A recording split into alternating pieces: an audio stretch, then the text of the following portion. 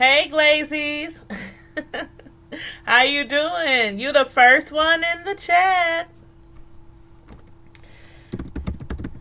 Let me make sure. Welcome, please. I don't know if I'm going to have any mods in here tonight, but I don't think I will. Hey, Miss Sisla. I got a mod in here tonight. I was just telling Glazy, I was like, I don't know if I'm going to have a mod in here tonight, but I probably won't need one. But thanks everybody for tuning in. Everybody, please make sure you hit the like button. And hold on one second. Hold on.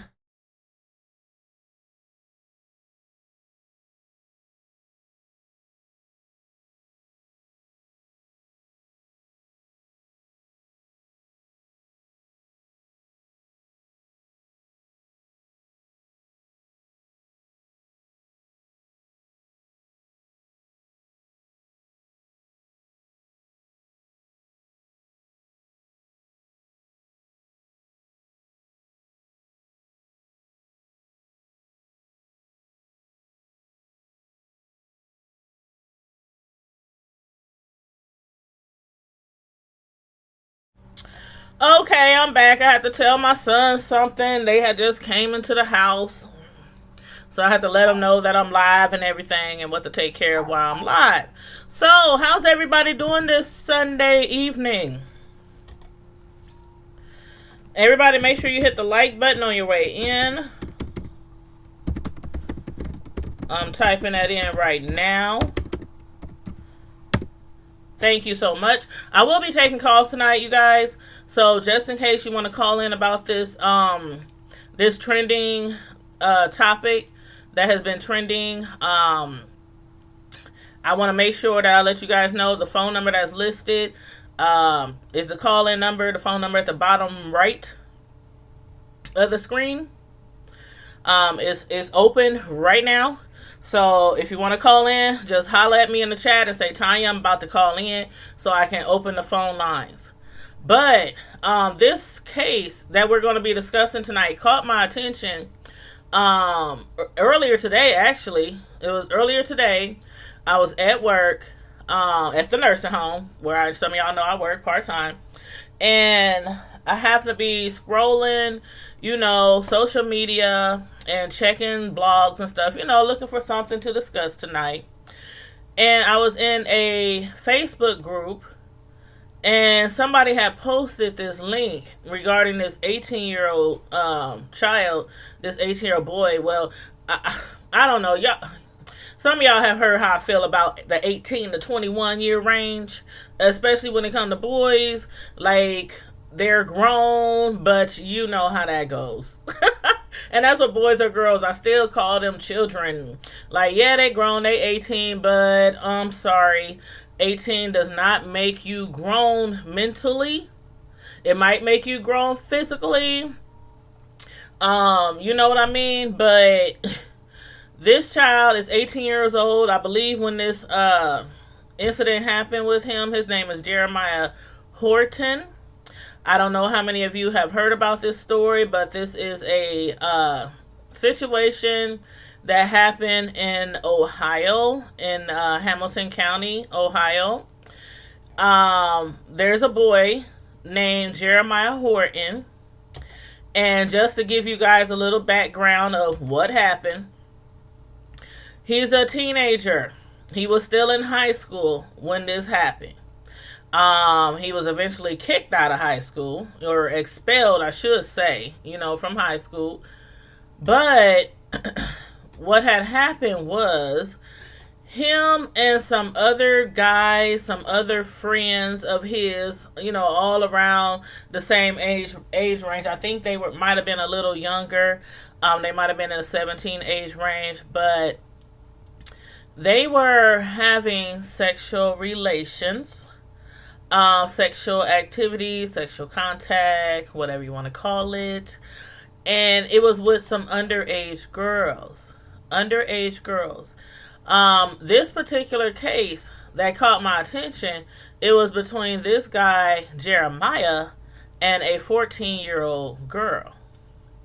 Hello. Oh, Glazy, you said you don't know the story? Well, I'm just going to give y'all a little background, but y'all might want to look it up later because this is a serious, serious topic that does not get enough attention, and that's what made me want to speak about it tonight. Oh, I'm sorry, Miss Sislow. You told me to text you in advance so I can support. Honey, you might have told me that and I might have overlooked it, especially if it was in the chat when there's a whole bunch of, activity going in the chat. Hey, Life with Tanya. Hey, ooh, we got the same name, spelled the same way. That means we special. But yeah, okay, so this is what happened, y'all. This boy, 18 years old, in Cincinnati, Ohio, he was arrested last November and indicted in a sexting case out of North College Hill. And most of y'all know what sexting means. I'm sure we all do. It's 2019. That's when you send a photo or you send a video of a sexual act or a naked person or something like that, and you send it to somebody via text message, inbox, basically by phone. So it could be by texting, inbox, snap, whatever. It's by phone, sexting. So that's what he was indicted for. He was 18 years old. He was indicted on 2 counts of pandering sexually oriented matter involving a minor. The girl was 14 years old. He was 18. He is accused of video recording himself involved in a sexual activity with a 14-year-old girl and sending the video to students at North College Hill High School, as well as to a middle school. So not only was he sending it to high school students, he was also sending it to middle school students like 7th and 8th grade. Some middle schools, we have some here that are 6th, 7th, and 8th grade. So, and the police said that the girl, the victim, didn't know or didn't have any idea that she was being, recorded. Police said that after searching his phone, they found several additional videos of himself involved in sexual activity with young girls. So it's more girls, not just the 14-year-old. They said none of the girls that have been identified so far were aware that they were being recorded at the time. Several additional charges may be added. Now I'm reading this from November, so I'm starting back in November, then I'll come to the present. So back in November, several additional charges, they said, may be added upon the completion of the investigation. 3 additional guys, were arrested in this case. It was 3 juveniles. So they were under 18. And they were accused of also sending out the video from their phones as well. So that brings us back up to date. And also, this is how they got busted. Because the girl, the 14-year-old, her mother, I don't know how she had found out, but basically said the victim and her mother, they, reported the incidents to the police. They reported the incident of him video recording himself in a sexual activity with her 14-year-old daughter, and sending the video out. After the victim and her mother reported the incident, police officer Manning and police officer Shepard conducted a search warrant of Horton's cell phone, finding several additional videos of himself involved in sexual activity with young girls. Again, none of the girls knew they were being recorded. So none of them knew they was being recorded. So now it comes sentencing time. This is where a lot of people is like have a issue with the sentence. And that's why I titled the live, do you think in the sexting case of 18-year-old Jeremiah Horton was the punishment justified? Hey Sybil Boo, hey. Who else done came in the chat while I was reading? Hey everybody in the chat, make sure y'all hit the like button please, and share it out if you can. Share the link out on your social media, Facebook, Twitter, IG, If you have a community platform on YouTube, please go ahead and share it there as well, if you like. As far as the sentence now, and this is updated as of May 24th, so 2 days ago. He was sentenced to, now mind you, he was indicted on 2 counts. They made him register as a Tier 2 sex offender. He's 18. They made him register as a Tier 2 sex offender. He was sentenced by a judge to spend 6 months at River City Correctional Center, which is a rehab facility for non-violent felony offenders. Now, he had faced up to 18. He was an 18-year-old. Okay, as an 18-year-old, he had faced up to 3 years in prison, but he got to spend 6 months at River City Correctional Center, a rehab facility for nonviolent felony offenders. The judge said, I don't think that's appropriate, but you did something you shouldn't have done, obviously. And the judge's name was Patrick Dinklacker. And he said, and there's a price to pay for your behavior, for your actions. He was also warned by the judge not to violate his parole upon release from custody. If he does, he will certainly spend significant time behind bars if that occurred.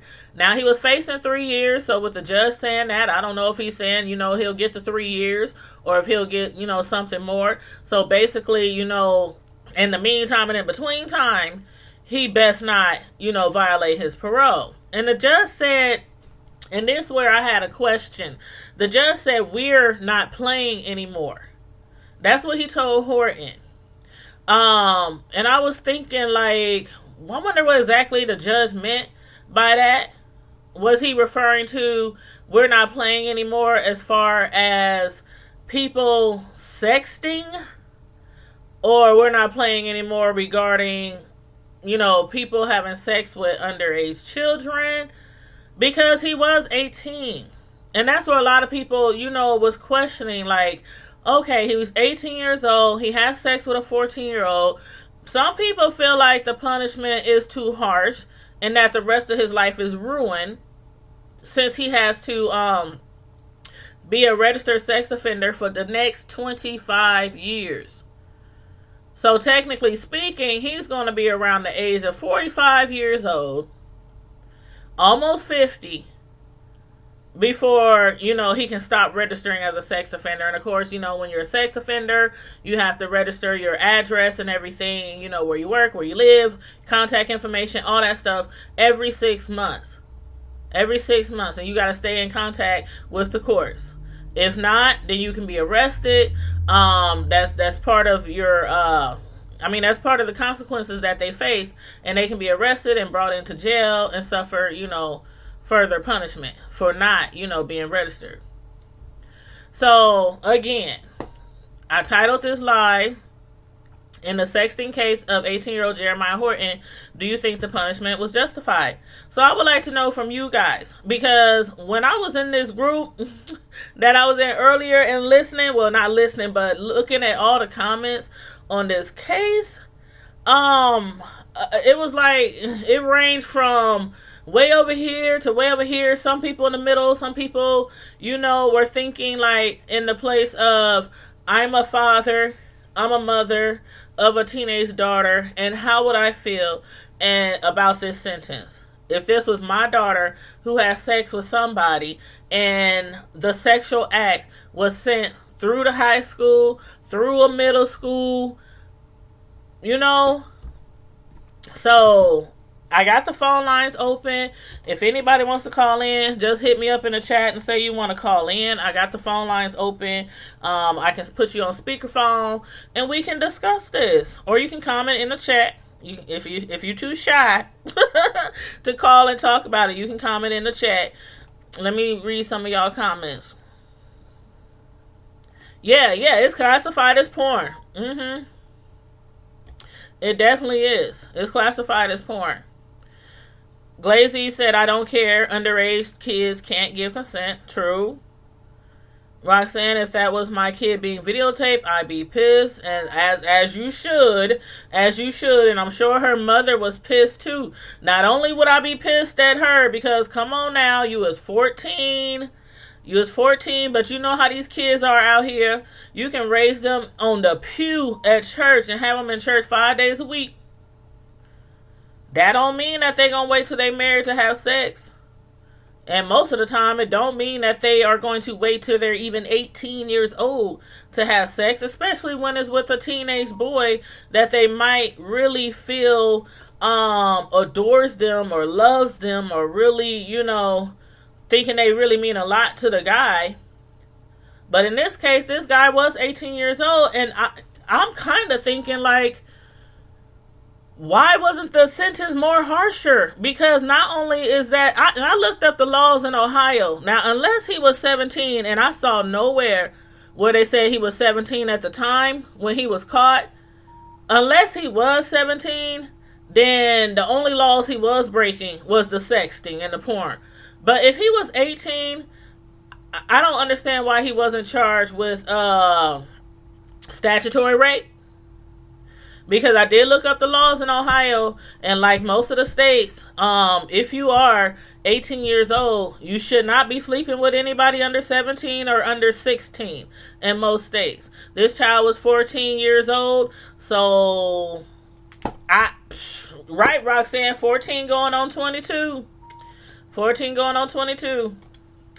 And I was a young girl once in my life, believe it or not. And no, I did not wait till I was 18 or 19 to engage in sexual activities. So I'm not judging this child, but I'm just saying from a parental point of view, it's one thing to be having sex underage. It's another thing for somebody to be recording you and passing it around social media or sending it through text cell phones without your consent. And Mark, if you want to call in, feel free. Go ahead and call in. I got the phone lines on. So call in, you guys, 605-475-4075. My moderator, Miss Sislo, she is posting the phone number for you guys so that you can call in so we can discuss this. Excuse me. I'm going to read some of the comments that I saw earlier.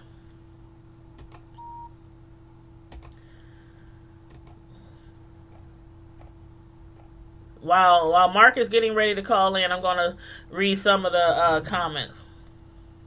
One person in particular, which is a lady, she actually kind of brought up the situation of, and I right now I cannot remember the name of the man who actually did the crime, but I remember it oh so well because it was a lot of controversy. But a lot of people is saying this is a black-white thing. I don't necessarily agree that it's a black-white thing. They kind of compared it to, or not compared it, but kind of brought up the fact of the white guy who had raped that white girl. I think it was in a college, after a college party or something like that. Y'all might remember that story. And he had raped her. She was drunk. She was like physically not there, mentally she was, unconscious basically, in a drunken state, and he raped her behind a garbage dumpster. He got off with a slap on the wrist, no jail time, and they're like, okay, this is BS. This guy who's 18, who's still like, kind of a child, has to be on the offender list for 25 years. And serve time because of the fact that he recorded her without her knowledge. But this white dude who rapes, I got you on the phone, Mark. I'm about to let you on in a second. This white guy who raped that college student without her consent, by the way, got a slap on the wrist. So that's what they were, that's what one person was talking about. And I'm going to put Mark on the line because we have Mark, the traveling talker, on the phone right now. So I'm going to let him talk to us and give us his, what he thinks about this whole situation. So go ahead, Mark. All right. Hello. Hello, how you doing? Party to the party. I'm good. I'm very tired because I just got done doing my live on my other channel. Okay. Um, with the person that with the panel, but I'm late, so I want to just give my commentary on this. I really feel like he should go to jail for what he did because those were underage girls. Okay. Mm-hmm.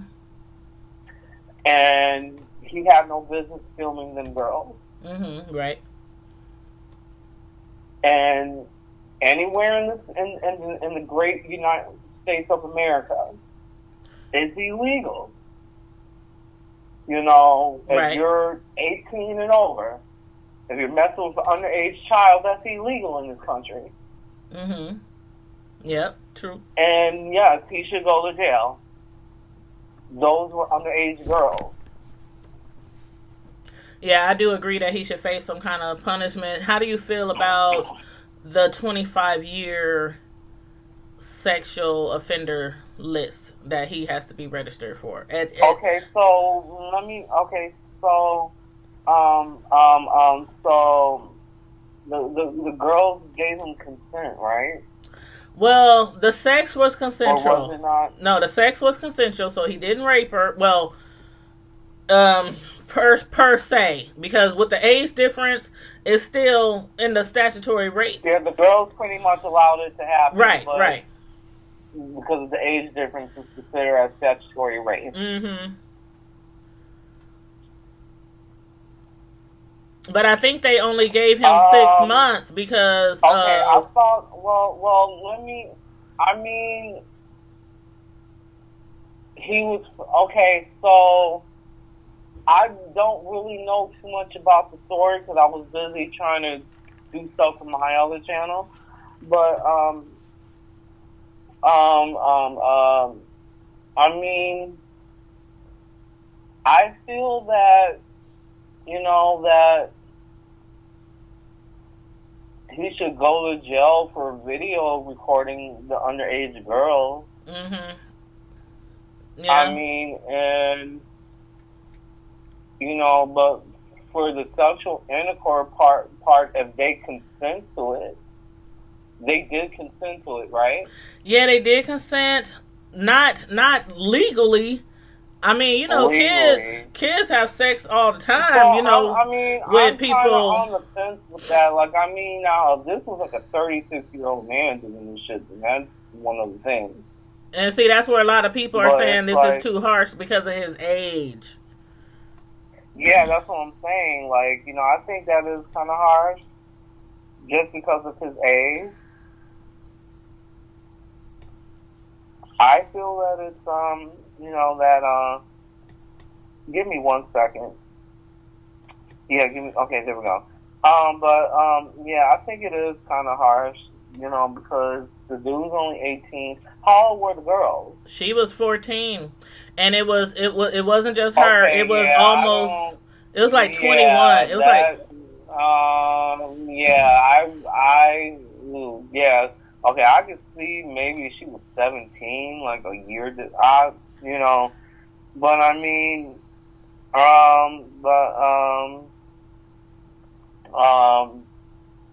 but if an 18 messing around with a 13, 14-year-old girl, that's not cool. Yeah, I'm sorry. I think he should get a lot of time for that. Yeah. I think so. Like, yeah, because the girl's 14 years old, the dude's 18, you know? Mm-hmm. Yeah, me too. I think he should be punished. But again, a lot of people think, well, she's 14, he's 18. It's a small age gap, even though he's 18 is grown. And it is like the age where you can be convicted of statutory rape if you, in most states, sleep with somebody or have some kind of sexual contact with somebody under the age of 17 or 16, depending on the age. She was a couple of years even under 16. So, right. Some people's like, okay, he deserves it. And other people's like, no, that's ruining the rest of his life. This should be a teaching moment. I heard people saying this should be a teaching moment. like a teaching moment. He recorded, and it's not just her. It was up to 21 girls between this guy and like three other guys. Yeah, he needs to go to jail for a long time. And that's what a lot of people don't know, is that it wasn't just this girl and him and three other guys passing around these tapes, these videos, but it was up to 21 girls, and they said so far none of those girls knew that they were being recorded. Mm-hmm. So I don't know, because yeah, I think he should get. I think that's gruesome. Mm-hmm. I really think that's gruesome. Mm-hmm. Yeah. And I think it's actually, I think it is a teaching moment as well. Like I said, some people is like, okay, this should be the teaching moment where they give him a slap on the wrist, and other teenagers will learn from this. I think it's a teaching moment because of the sentence. Hey, don't let an 18-year-old man like finesse you like that. Yeah, and that's for the girls too. But as far as the guys who are sleeping with younger girls, it would give them the message, you can really get locked up. You might be 18, you still might play video games and play on the playground, with the rest of the kids after school. But when the judge said they're not playing around anymore, I think that's what he was getting at. Like all these people out here, 18, 19, 20, 21, sleeping with these kids. Need I not mention Kels? We won't even go there. But I think that's what he was meaning when he was saying we're not playing anymore. So that's what I really think he was referring to. Like, y'all think just because y'all 18 and you just graduated, or you in the 12th grade, that you're not capable of being punished for sleeping with a 14 or 15-year-old child. Yes, Mrs. Lowe. I'm actually looking at the chat. Yes, Mrs. Lowe, that is a big problem for me too, and that's why I say yes. He needs to go to jail. Yep. For a very long time, because I think, to my understanding, it seemed like he finessed all these women. And that's what I was thinking. Like 21 girls between these 4 boys. Like, were they just having sex just to be having sex? It sounds like they were just having sex to be having sex, just wooing girls, having sex with them, and putting the phone or the videotape, so they could just send all these videos out. 21 girls between 4 teenage boys. That's a lot of sex. That's like 7 girls apiece. And we talking high school, and he was the only one who was 18. The rest of them were under 18. Yeah. I don't know. That's a lot of sex. People need to be. Not only should you be. Yeah, V put in there. It sounds like a pedophile ring. I agree. Yep. That's what a lot of people are saying, but other people are like, "Hey, he's only 18. Let him off." Mr. Slow just said he's a serial offender. Yep, I agree. 110%. Yep. You finessed all these underage girls to do all these things with you, and right, Roxanne, he should have went to be a porn star. That's what Roxanne said. It sounds like it. If you want to be on video and you want everybody else to see it, why not? How old you got to be a porn star? 18, 19? 18. Yeah, that sounds like the field that he should have been working in, and he wouldn't be serving any time. Sure, and he could be getting paid like $9.99 for each CD. So Glazy thinks he got what he deserves. Glazy, you said what happened to the others. I don't know if they with the others, I haven't seen anywhere where there's been charges for the others yet. Roxanne said he is a pedo pervert. Glazy said it sounds like a pedo ring. And somebody in the chat said that I can read their comment because they were actually commenting on this post in a group. So I'm going to read their comment real quick. Okay, let's see. Where is it? Okay.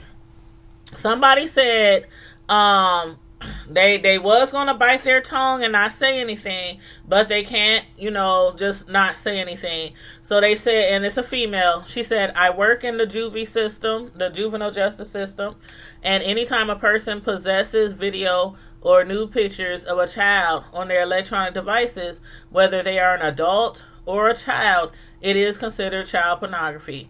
It is the law. Kids don't understand or know this law for the most part until it's too late and something's happened." She said, "I'm not defending the sentence. I am just dropping some knowledge from previous experience. And parents don't really know most of the time what their children are doing until it's too late. These kids are sneaky, and our generation just don't know the extent of what these kids are capable of. You have to be 2 steps ahead of your children." So I think that was a very good comment, because as I was saying earlier, you can teach your kids to be this responsible person, but kids do a lot of things behind their parents' back, and they don't always realize to what extent they can be punished for a certain act. So I really liked what she said about that. And she works in the juvie system, so she says she sees that from time to time, and kids just don't understand until it's too late. Yeah. So absolutely. Yeah. So I agree that this is a teaching moment, but I can't say I agree too much with he shouldn't receive. 25 years is a lot. It is a lot for an 18-year-old boy. But I think they're because it is you know what, ever since the Me Too movement started, it seems like they are trying to get harsher and harsher on things like this. But again, somebody said, "Oh, it's a black-white thing. If he was white, he probably would have got off like the guy who raped the girl behind the bushes when she was unconscious. And just got a slap on the wrist," which a lot of people did not agree with. They think that the judge or whoever handled that case was absolutely wrong. Me, I don't look at it as a black-white thing. I just look at it as he was wrong.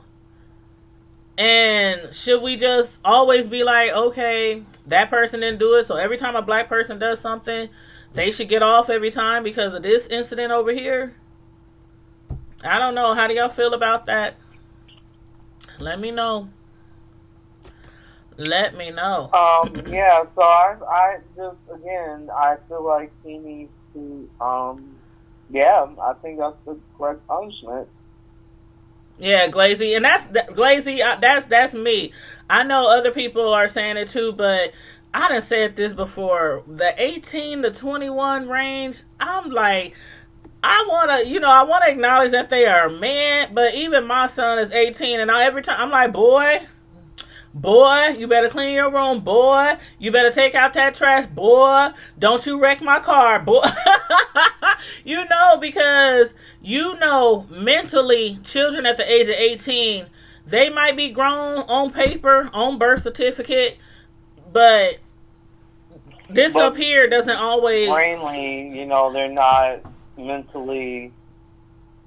In their brain, they're not mentally grown. Yeah, and it's real. Oh, because I got some stories. Let me tell you, I thought I was grown when I was 18 years old. Mm-hmm. I thought I knew it all. But no, I'm actually take that back. I actually was very mature for my age when I was 15. Mm-hmm. Because I had a lot of responsibility. Mm-hmm. At that time, I was going through a lot. Mm-hmm. And so at like 15, I grew up very quickly. Mm-hmm. But like when it came to money and stuff like that, no, I'm gonna be real. Like I was being kind of irresponsible. Mm-hmm. And when it came to my bills and things like that. Yeah. And at 32 years of age now, like clearly I have a grown adult mind. I'm mm-hmm. 32 years old. Mm-hmm. Yeah, around that 18, 20 range. The money and stuff, I wasn't really that responsible. I wasn't either.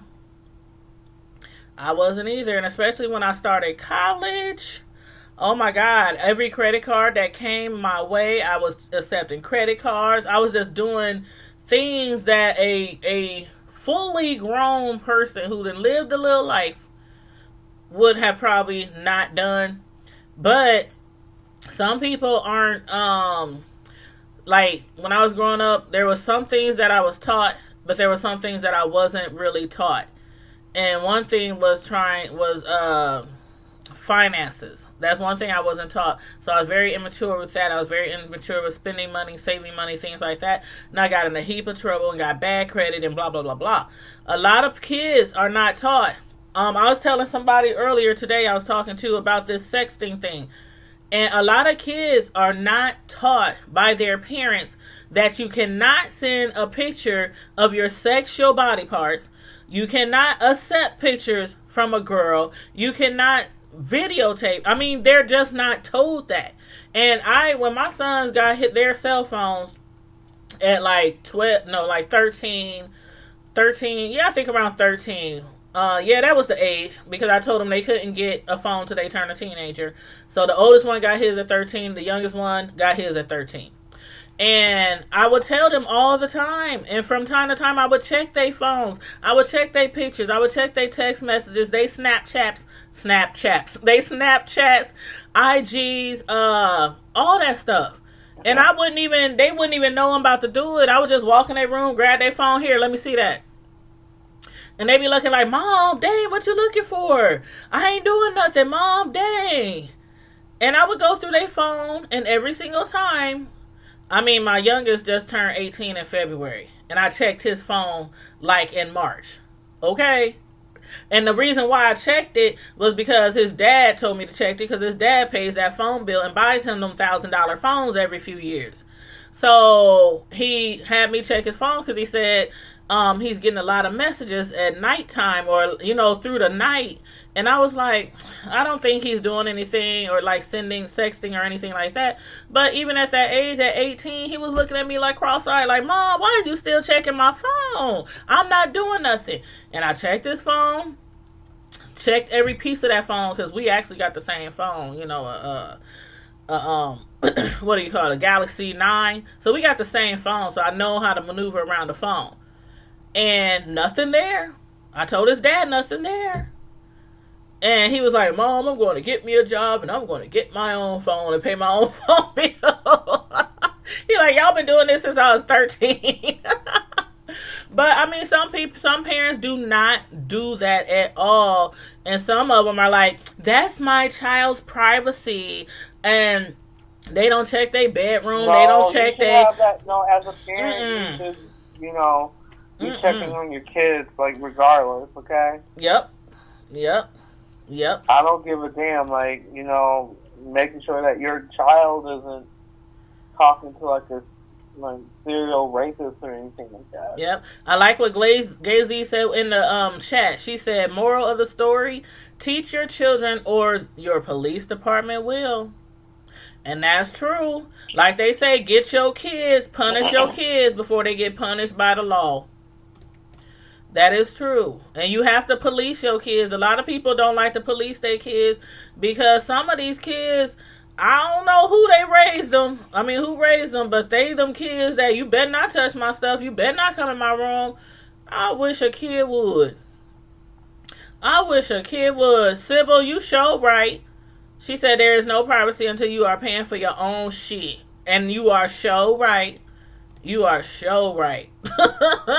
Sure. No locked doors. What's that?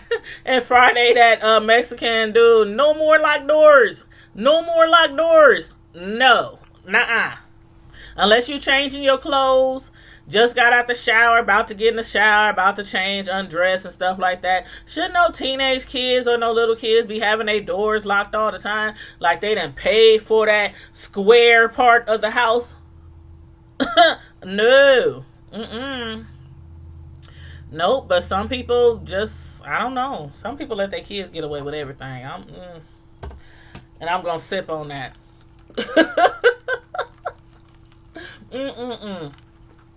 But yes, thank you, Mark, for calling in. I appreciate you for calling in and giving us your 2 cents about this subject. Like always.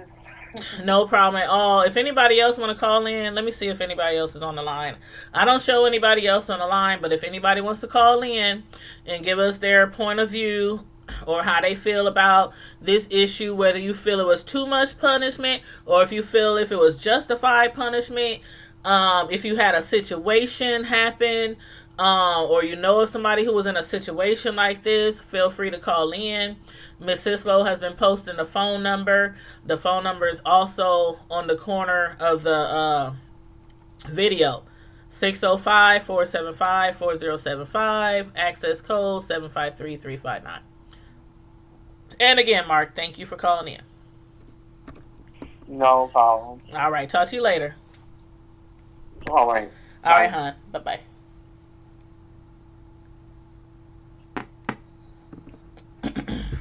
Okay. So we got Mark off the line. Anybody else, feel free to call in. I just want to read some more of these comments that I saw regarding this subject. Okay. All right. Yeah, the phone lines is off now. Let's see. There was one comment I wanted to read. Okay, here it is.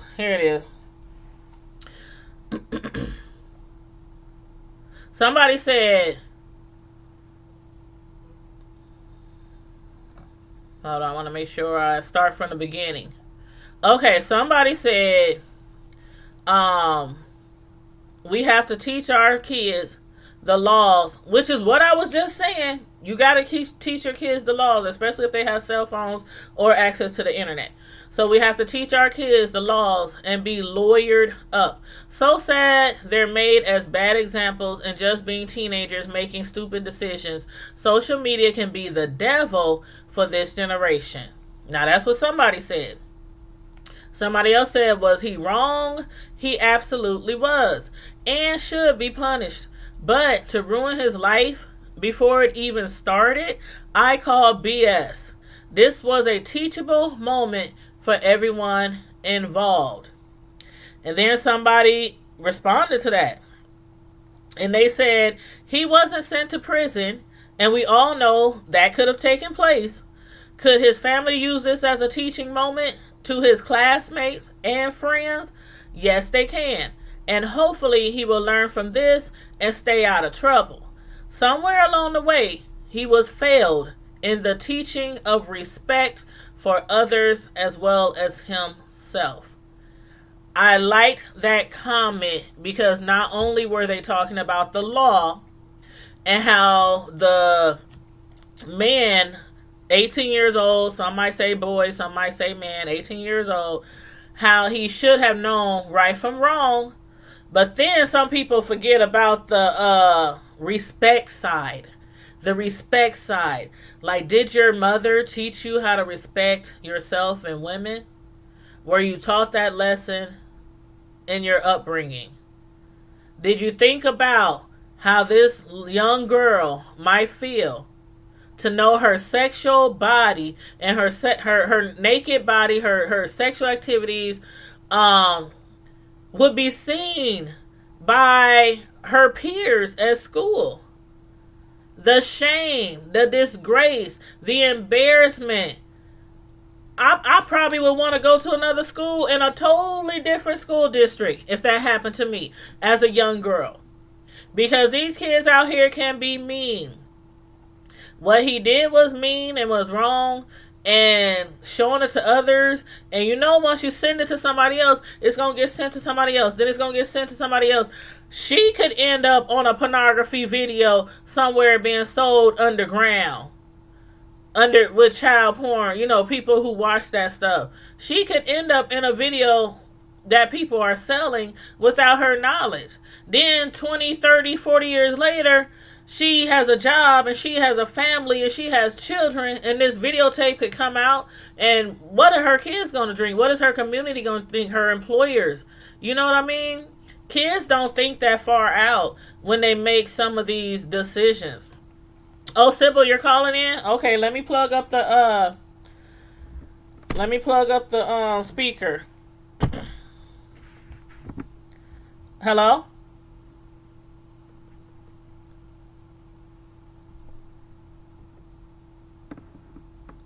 Did you call in already, Sybil?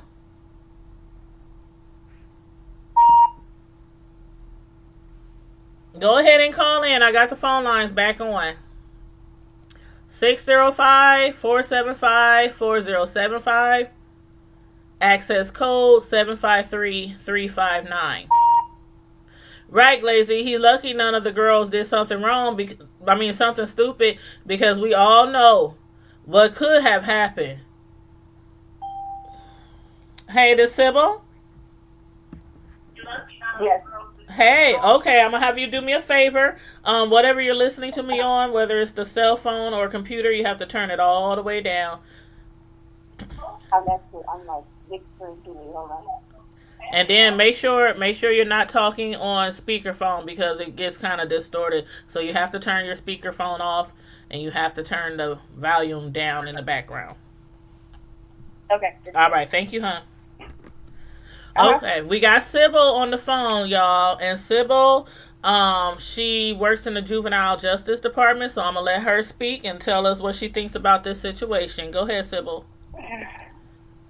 Well, I work with juvenile justice department. Okay.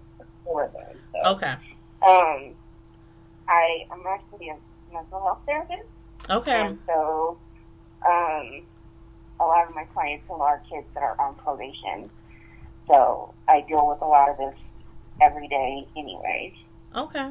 Can y'all hear Sybil? Because you sound kind of low to me. Is your phone turned all the way up? Should be, yeah. Okay. Yeah. Okay. All right, go ahead, hon.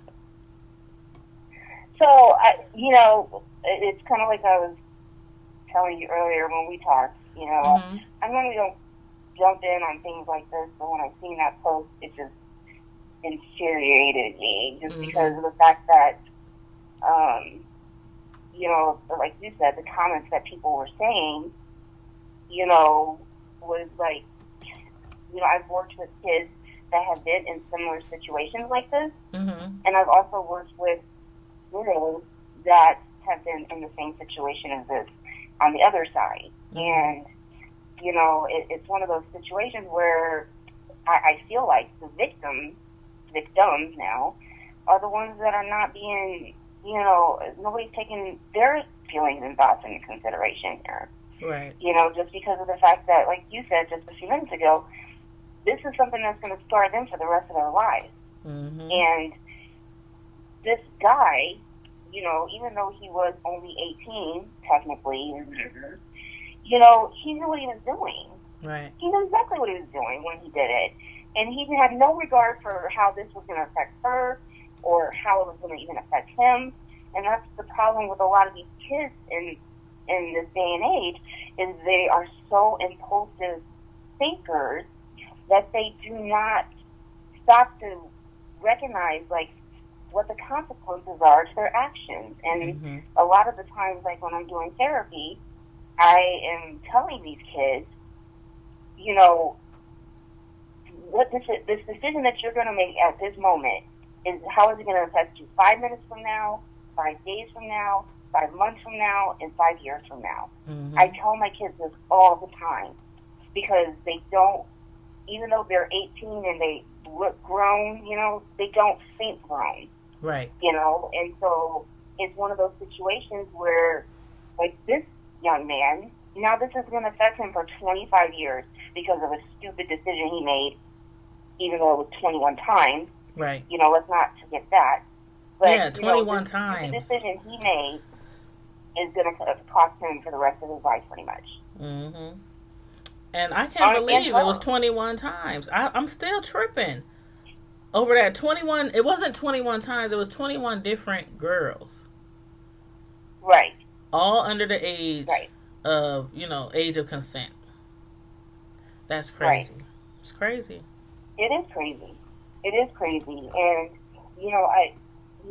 it's one of those situations, I don't, not only do I deal with the kids, I deal with the families as well. And there's a lot of families, a lot of parents that walk around thinking, oh, my kid's not getting in trouble, I know where they're at, but in all actuality, people really don't know what their kids are doing. There Right. are so many apps out there on their phones. There's so many.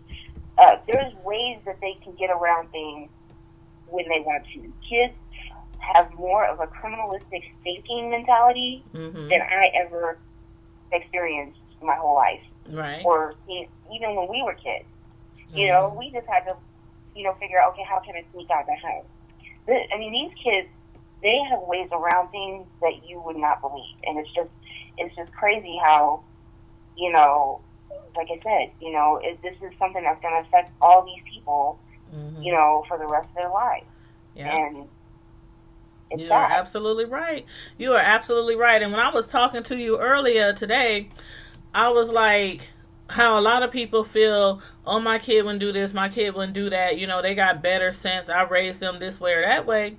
I was one of those kids, and a lot of my peers who I grew up with know that I was raised in a very religious upbringing, a very religious home. We went to church more than we went to school, it seemed like. And still yet, my brothers and I, we ran the streets.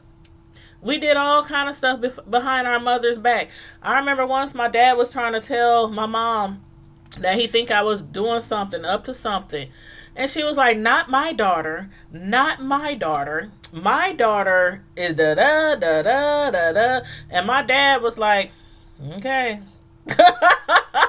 My dad was like, okay. Like, my mom, she really thought. And when my brothers did certain things, and I'm up there knowing what they doing, because sometimes we had each other's back, we had each other's back a lot of the time. So we stuck up for each other. And she would have no clue. And once we got older, and once she was older, and we sat down and told her some of the things we did, she was looking at us like, these are not my children. Like, you did what? Y'all went where? You let who in the house at nighttime? Right. Your brother helped you do what? I mean, she had no idea. She had no idea. Yeah, but even back then, the stuff that we did when we were teenagers, that's child's play compared to the stuff these kids do nowadays. Yeah, they are on another level. It's not that simple anymore, and like I said, it's just really sad, because if you're an adult and you want to turn a blind eye and not pay attention to what's going on, then that's when stuff like this happens.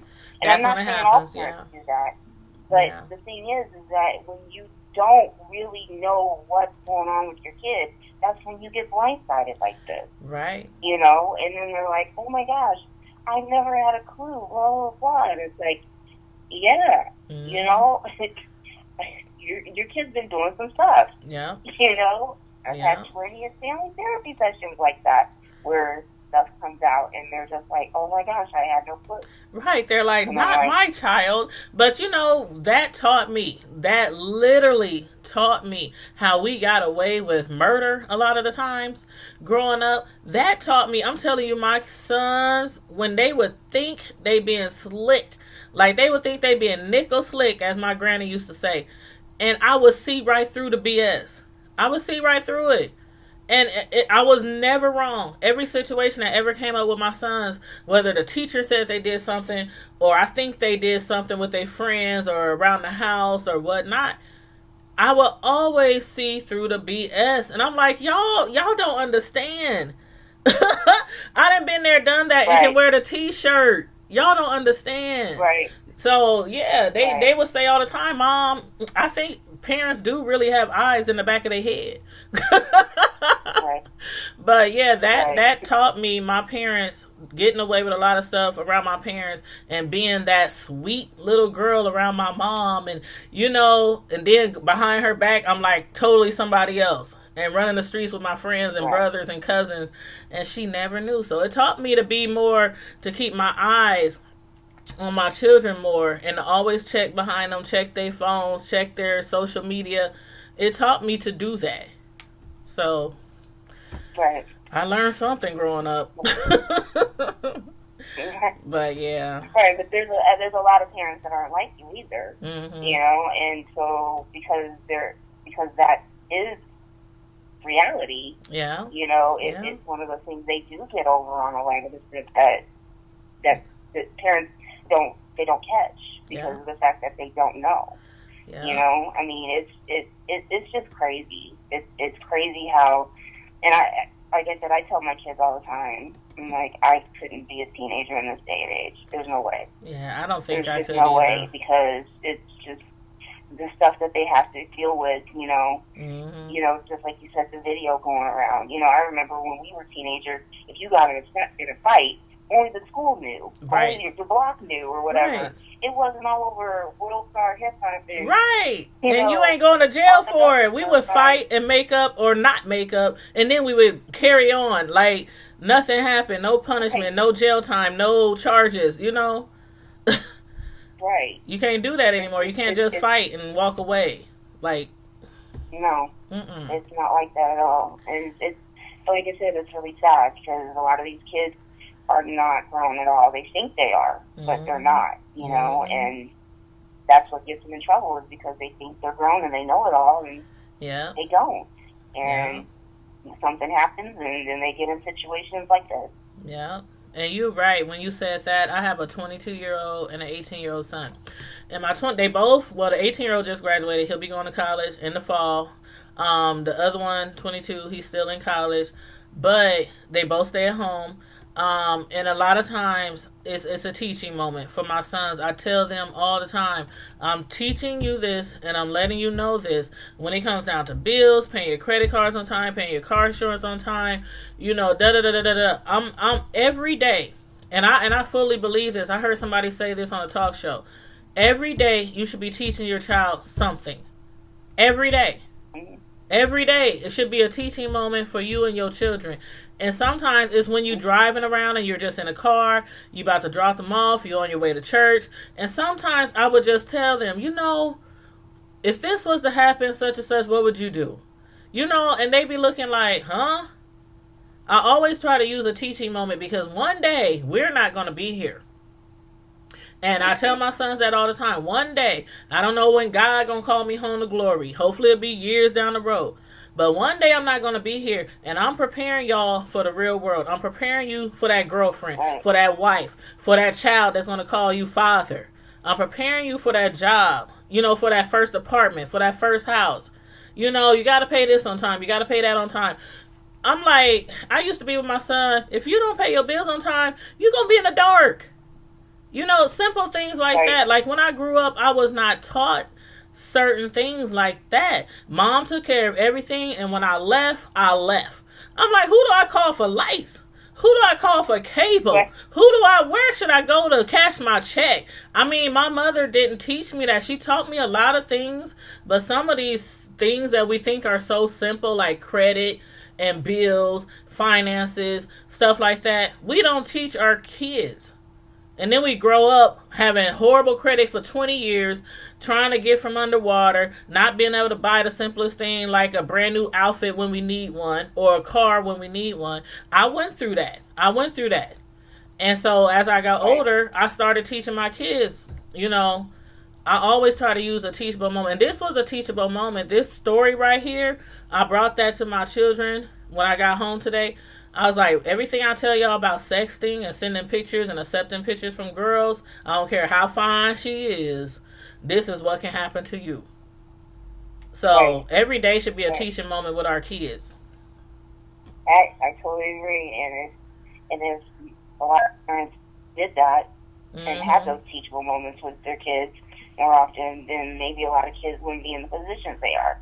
Yeah. But you're right. There's a lot of kids out here that are walking around with barely an education because they don't go to school because they don't feel like it. I don't want to get up in the morning. Yeah. You know, or they don't know how to have a job because they talk to their parents all reckless. Mm-hmm. So they feel like they can go to work and talk to their employers all reckless the same. Mm-hmm. You know, or like you said, don't even know how to access opening a bank account. Right. Or how to go get a driver's license or a state ID or whatever the case may be. They don't teach you that stuff in school. Yeah. And if they do, these kids aren't paying attention. That's true. They're just not paying attention. So we're walking around with a bunch of uneducated kids that barely graduated high school, Mm-hmm. you know, that are, and I'm not saying all kids, because there are kids out there that are doing what they need to do. Yeah. I just know the population I deal with, that's the common theme and the common denominator. Right. So, and I see it every day. So, when that's all I see, it's like, and there's less of them, it's just, it's really sad, and I think about it, and it's like, okay, this is the generation that's going to be taking care of us when we're 60. Exactly. And Exactly. that's the scary part. It's so scary. And I tease my sons all the time. I'm like, I don't know which one of y'all I'm going to live with when I get old. But, I better have my own bathroom. I better have my own. They be looking at me like, Mama, what is you talking about? I'm like, no, y'all better take care of me. Because those kids, when I talk to them, they're like, yeah, there's no way I'm living with my mom and my parents when they're older. Right. I'm just like, wow. I wouldn't let them, some kids you wouldn't let take care of your dog if you passed away. Like, no. Just put them up for adoption. Right. Yeah, it's sad. But, thank you for letting me call in. No problem. I'm glad you called in. I'm really glad you called in because I definitely wanted to get your perspective because of the fact that you work with children, with teenagers every day. So I definitely appreciate you calling in. Oh, no problem. All right. Well, I will talk to you later, hon. Okay. Have a good night. All right. You too. Good night. Bye. Okay. That was Sybil. She's in the chat. That was Sybil. I like a lot of the comments that you guys were saying. I want to thank everybody who's called in thus far. And if anybody else wants to call in, the phone lines are still open. I'm sorry. Hold on. Where's the number? Okay, 605-475-4075, extension 753-359. And as I was saying, I do like some of the comments that you guys are saying. Glazy said, the only thing my mom taught me is don't bother asking, as the answer will always be no. I feel you on that. My mother was so religious that she taught us more about the Bible. Like, I could quote you the Bible from Genesis to Revelations, who said what, I mean, when, where, how, what mountain somebody was on when they said this to the people. I could quote you the Bible like it was nothing. I mean, that's what she taught us. She was really religious, and we were taught to pray. We were taught to fast, to pay tithes, to, do this and that as a Christian. We were taught a lot about that. As far as like boys and sex, and she wouldn't even put me on birth control because although my father would say, you need to put her on birth control. She's at that age. She's pretty. She's da-da-da-da. The guys, the boys. Nope. She knows not to have sex until she's married. And I mean, my mother was like, I wouldn't say she was blind, but she was, it was kind of me as well, because I was one of those children who knew how to get away with stuff, and I would act the way I needed to do stuff. Like, there were times when I would lie and say I'm going this place, and I'm really going this place. And kids do it all the time. And we would give her a phone number to call somebody. Yes, this is such and such mother. Yes, your daughter can spend the night. Yes, she can stay the whole night. Yes, she can stay the weekend. Yes, I will bring her home. I'll make sure she okay. I mean, we did stuff like that. I did. My friends did. And so I made my mother trust me. And that's why I'm the parent I am today. Because even when my sons, they might sound like they telling the truth. They be like, oh, grandma, oh, God, oh, what, you know how kids be like, I swear I didn't do this or that. I'll be looking at them like, you got one more time to lie to me. You got one more time. And they eventually break down. Okay, yeah, I did it. And to this day, they grown now. They be like, how do you always know? And they not perfect. Oh, Lord Jesus. They are not nowhere near perfect kids. I have the same issues that anybody else have with their kids. I mean, the same issues. They get punished. They got grounded. They got phones taken away, video games. They are not perfect kids. But one thing I learned from growing up and being a child I was and having the parents that I was that thought we were perfect, I know how to see through all the BS. You might get away with it, but I'm going to find out. And I'm going to know that you did something because I'm that inquisitive parent that is always involved. Like, you have to be involved with your children. Where are you going? Who are you going with? I will call. I will drive by. A drive-by. I will drive by. I used to do stuff like that. Oh, you at work? I would go by Taco Bell, wherever they was working. Is my son there? I would call. Is my son at work? Oh, he is? Okay. I would call coaches. I mean, I did all that. I was that mom, and they didn't get it then, but they understood, but they didn't like it. Let me put it that way. When you're strict parents, your kids understand, but they don't like it. But once they get older, they really understand why. And when they give those speeches, I'm sure y'all kids have done it too, y'all who have grown children. When they get those speeches, whether it's at graduations or whatever, I thank my mama for being the way she was with me, because I could be dead or I could be in jail right now. I thank my mama for busting my butt. You know, so I'm like, for real, you have to be an involved parent. And that doesn't always mean they won't get in trouble. It won't always mean they get in trouble. It doesn't. But hopefully they'll be in less trouble with you being really involved in their lives. So, and from the comments in the chat, I can tell that a lot of y'all are some good parents, for real. Like, I can tell that a lot of y'all are some good parents from the comments in the chat. And again, this is a teachable moment. I think this is a teachable moment for the child, for the girls involved, for the parents. This is a very teachable moment, regardless if we think it was too harsh, or regardless if we think, because I'm sure from a mother's point of view, if that was your daughter, you'd be like 6 months in jail. That's it. He's 18, she's 14. And he sent the video to everybody. It's all through the schools, not only the junior high, but all through the high schools and junior high kids have my daughter on video having sex. So I'm sure the mama is like, I'm sorry, but I think it's right. I think it's fair. They might not think it's not enough. They might not think it's enough punishment. But, you know, Oh, Roxanne, I just saw what you said. No, Roxanne, for real. When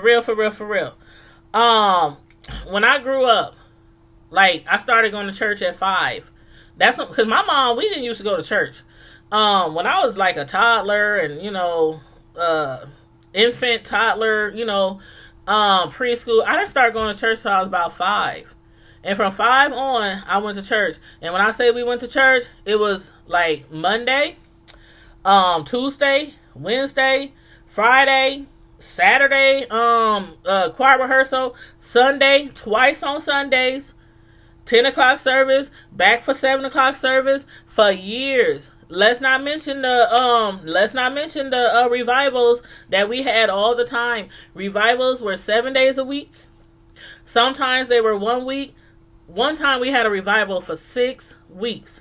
6 weeks, and we went to church every single night. Not only that, but after school, as soon as we came home, we had to read the Bible for an hour. We had to pray and read the Bible for an hour.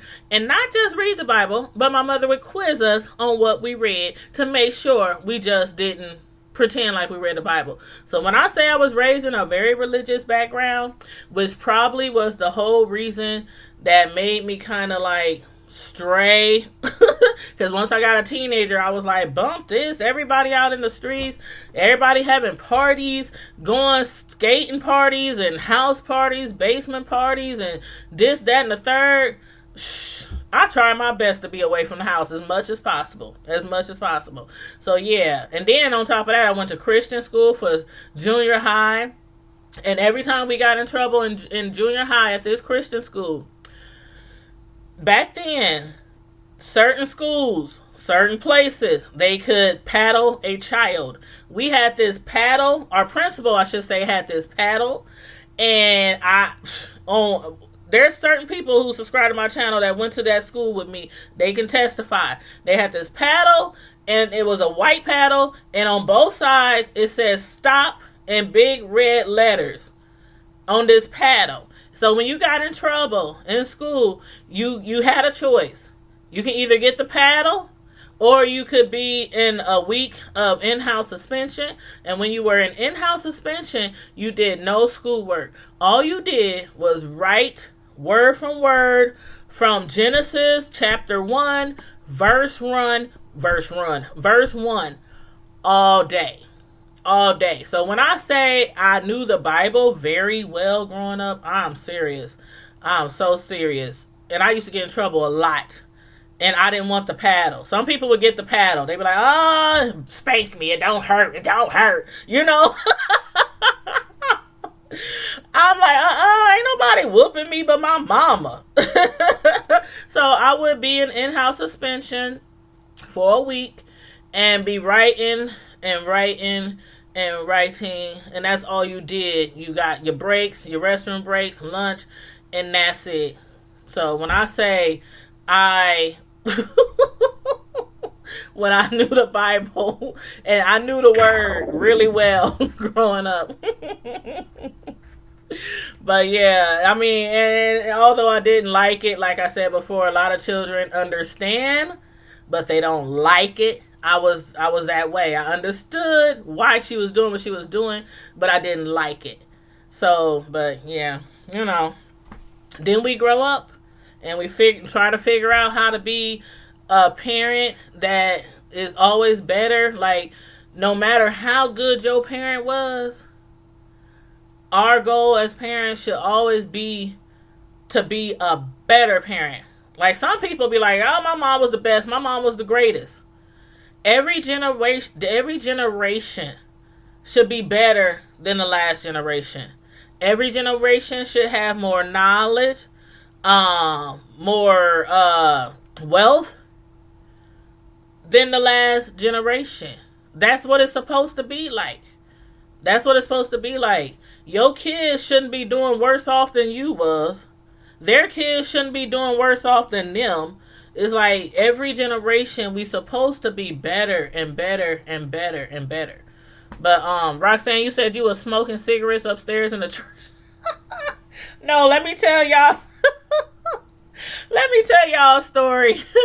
One time we used to go to church, and I want to say I was probably, I don't know how old I was.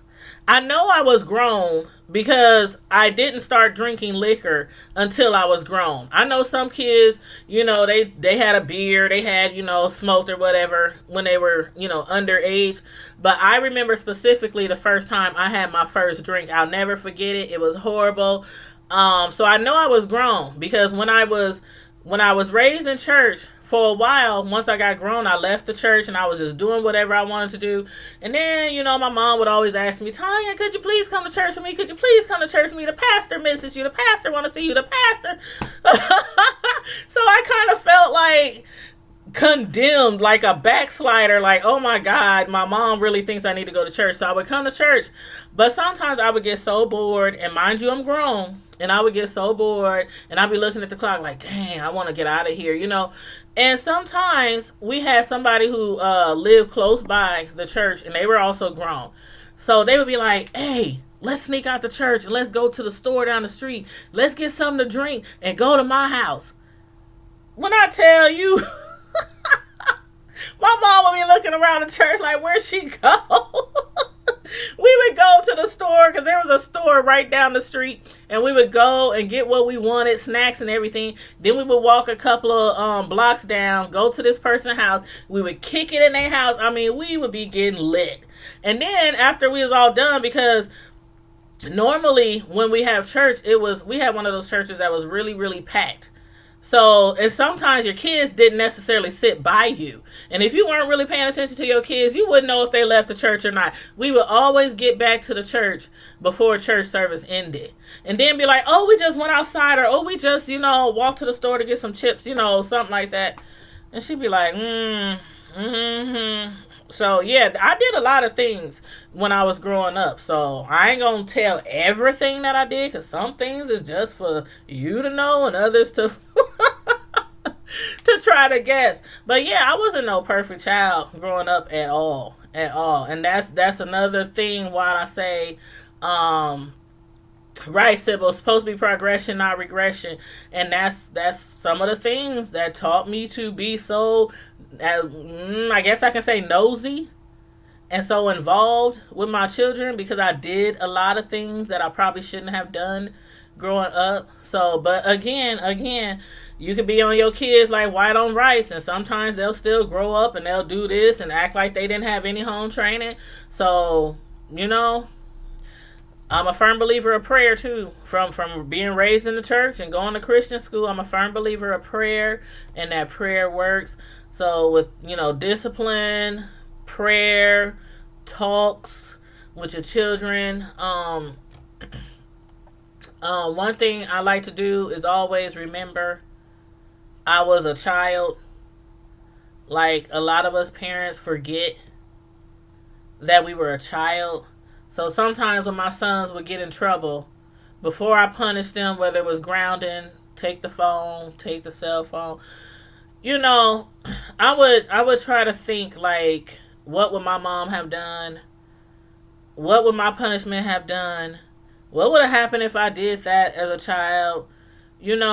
Some things aren't as, once we sit down and think about it, some things are okay. I'm going to be a little lenient on this crime per se. Not really a crime, but on whatever your child did wrong. Be a little lenient, because I know I was in this situation before, and you have to put yourself in a child's place sometime. Not in a child's mind, but you have to just remember that you were a child. And I'm going to tell y'all this last story about my son, the oldest one. He's 22 now. But they both play sports from like the age of 4 and 5 all the way through high school. All year they had to play a sport. Every quarter they had to play a sport. I didn't care if it was track, football, basketball. I didn't care if it was tennis, badminton, golf, gymnastics, soccer. I didn't care. You just had to play a sport. Even in the summer, they went on trips, basketball trips, field trips.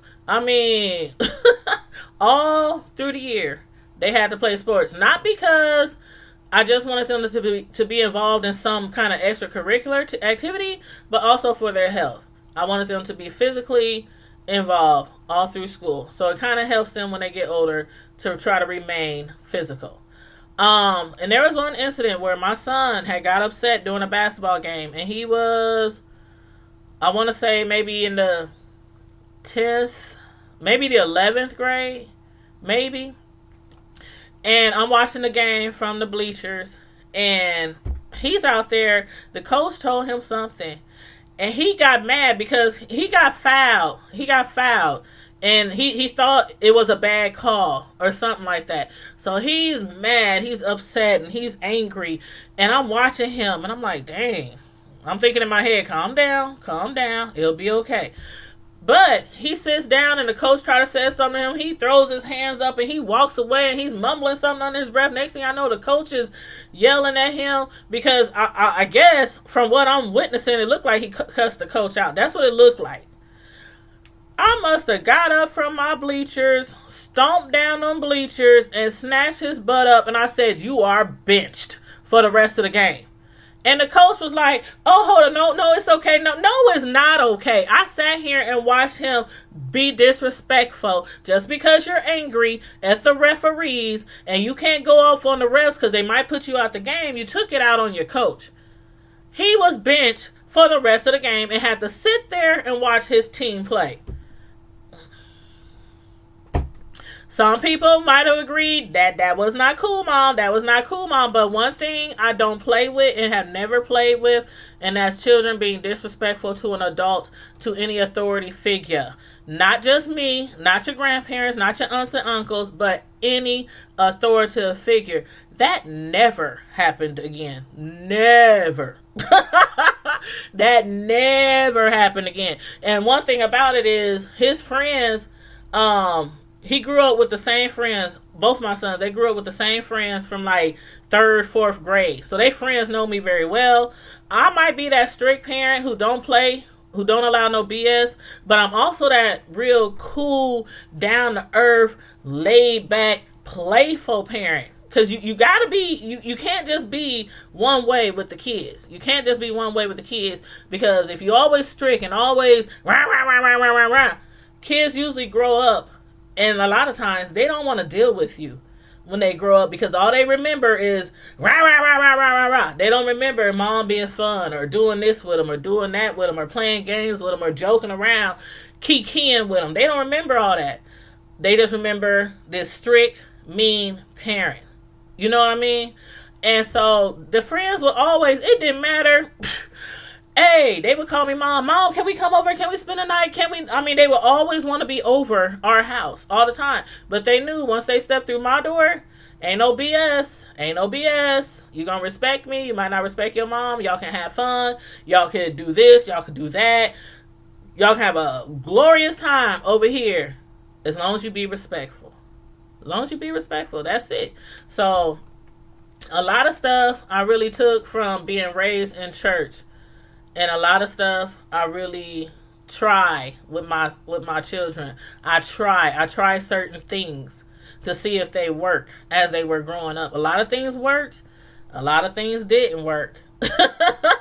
A lot of things didn't work, but they survived me, and I survived them. And they still live at home. Even the grown one, he still live at home. He gets to do what he want, leave the house, come home, whoop whoop, whenever he wants, as long as it's respectful, as long as he's in by a certain time of the night, So, but yeah, so that's just, I always try to give a little bit of little story, every time I do a live about a different subject on my channel, just teachable moments and things like that, because I know we all go through some of the same things. So ain't none of us perfect. I'm not perfect. Our children aren't perfect. It will never be that way, where any of us will never be perfect. So again, I think this story is a very teachable moment for us, our children, young girls and young boys.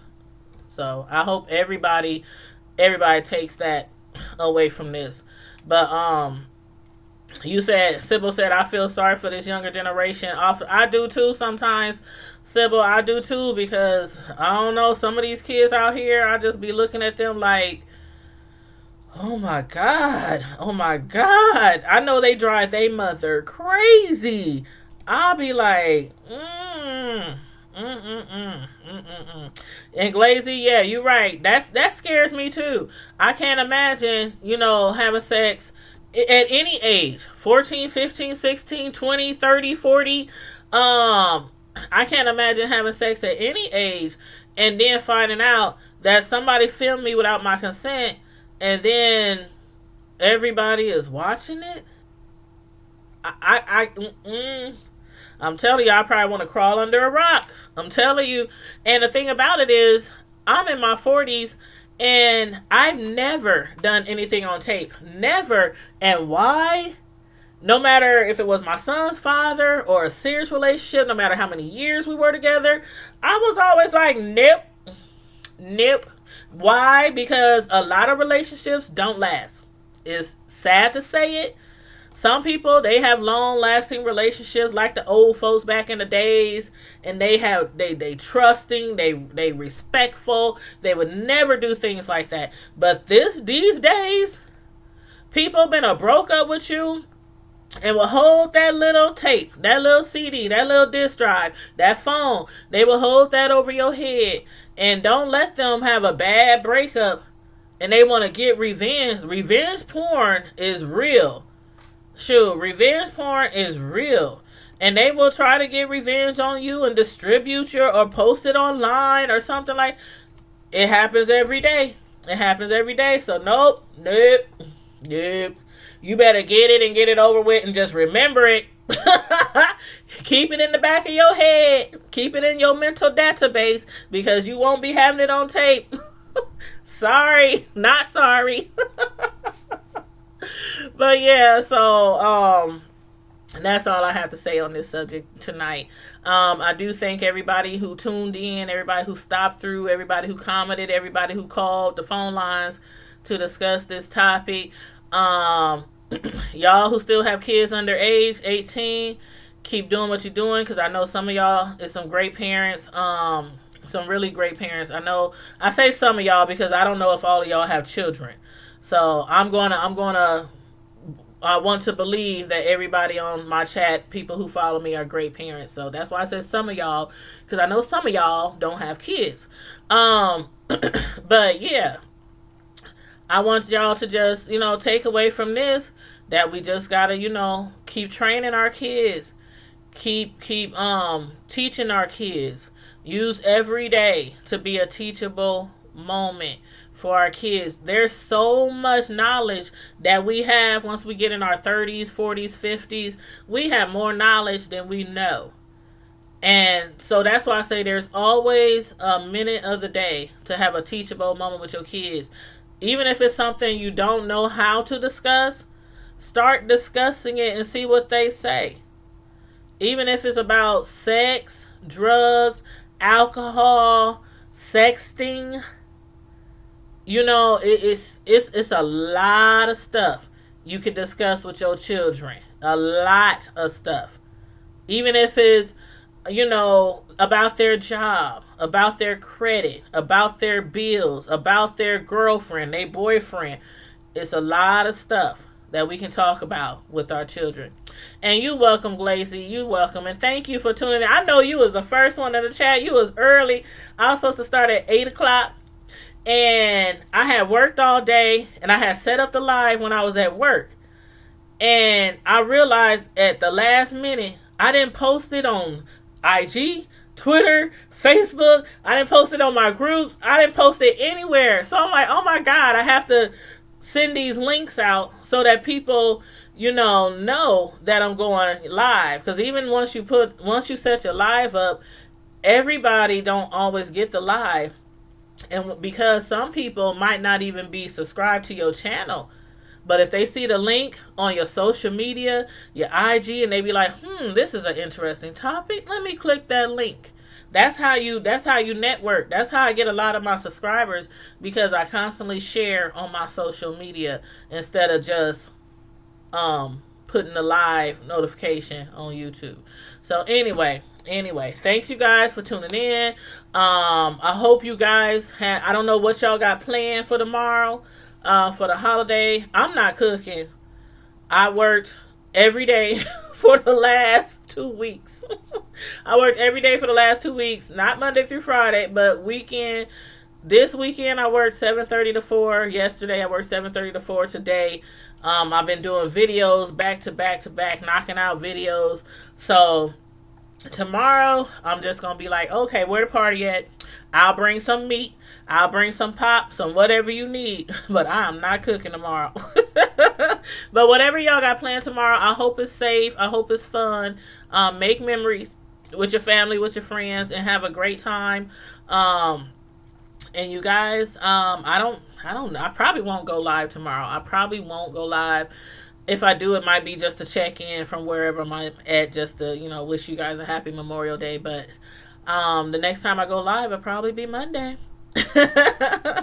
So you guys, you know how we do, Prime Time Squad. In the meantime and in between time, stay safe, be blessed, and I'm out. Deuces.